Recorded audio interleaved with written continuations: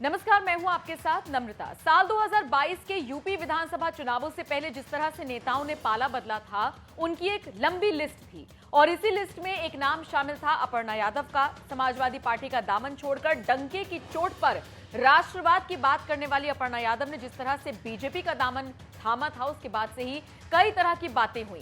कहा यह जाने लगा कि बीजेपी में आई हैं, समाजवादी पार्टी को छोड़कर आई हैं, यादव परिवार से एक तरफा होकर आई हैं, ऐसे में उन्हें जरूर कोई ना कोई बड़ी जिम्मेदारी मिलेगी। लेकिन अब तक उन्हें कोई बड़ी जिम्मेदारी नहीं मिली है। चुनाव दर चुनाव होते जा रही हैं, लेकिन अपर्णा के कंधों पर बीजेपी ने कोई जिम्मेदारी नहीं दी है, जिसके बाद से ही एक बार फिर से ये मांग उठनी शुरू हो गई है कि अपर्णा को घर वापसी कर लेनी चाहिए, यानी अखिलेश के खेमे में उन्हें लौट जाना चाहिए। इन सब के बीच एक बड़ी खबर सामने आई है अपर्णा यादव को लेकर, और वो ये कि उनकी सिक्योरिटी भी कम कर दी गई है। वाई श्रेणी की सिक्योरिटी उनको दी गई थी, लेकिन बताया जा रहा है कि उनकी वाई श्रेणी की सिक्योरिटी में से एस्कॉर्ट को हटा दिया गया है। अब उनके पास सिर्फ 3 गनर्स ही रहेंगे।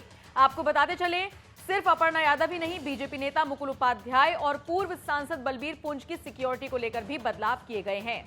आपकी जानकारी के लिए बता दें, खबर यह भी आई थी कि आजम खान की वाई श्रेणी की सिक्योरिटी को बहाल कर दिया गया है, लेकिन अपर्णा यादव की सिक्योरिटी को कम कर दिया गया है। और ऐसे में कहा जा रहा है कि ये उनके लिए किसी बड़े झटके से कम नहीं है। आपको बता दें, उनकी सुरक्षा से एस्कॉर्ट हटाने का फैसला तो लिया ही गया है। अब उनकी सुरक्षा में सिर्फ 3 गनर्स ही तैनात रहेंगे। इसके अलावा उनके आवास पर 5 सुरक्षा कर्मियों की तैनाती रहेगी।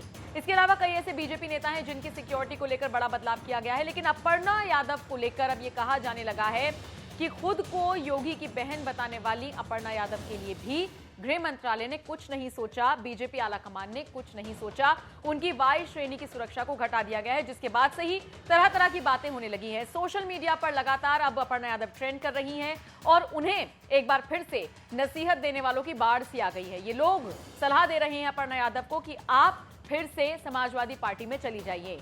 2022 के यूपी विधानसभा चुनावों की याद आपको दिला देते हैं।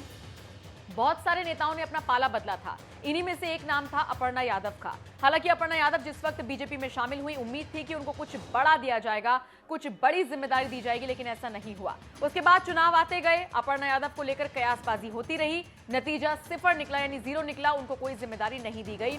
अब ऐसे में उनके पास एक ऑप्शन बचता है और वो ये कि वो समाजवादी पार्टी में वापस चली जाएं, ऐसा लोग उन्हें नसीहत दे रही हैं। बहरहाल, अब आप इस खबर पर क्या राय रखते हैं, और क्या आपको नहीं लगता कि अपर्णा यादव ने जब से बीजेपी ज्वाइन की है, उनके हाथ कुछ खास नहीं लगा है और ऐसे में उनको अपने लिए कुछ सोचना चाहिए? वो अलग बात है कि अपर्णा हमेशा से राष्ट्रवाद की बात करती हैं और वो कहती हैं कि किसी भी पद की लालसा में वो बीजेपी में नहीं गई है, सिर्फ विचारधारा है जो उनको बीजेपी से कनेक्ट करती है। आप बताइए, इस खबर को लेकर आप क्या राय रखते हैं? कमेंट बॉक्स में अपनी राय जरूर दीजिए।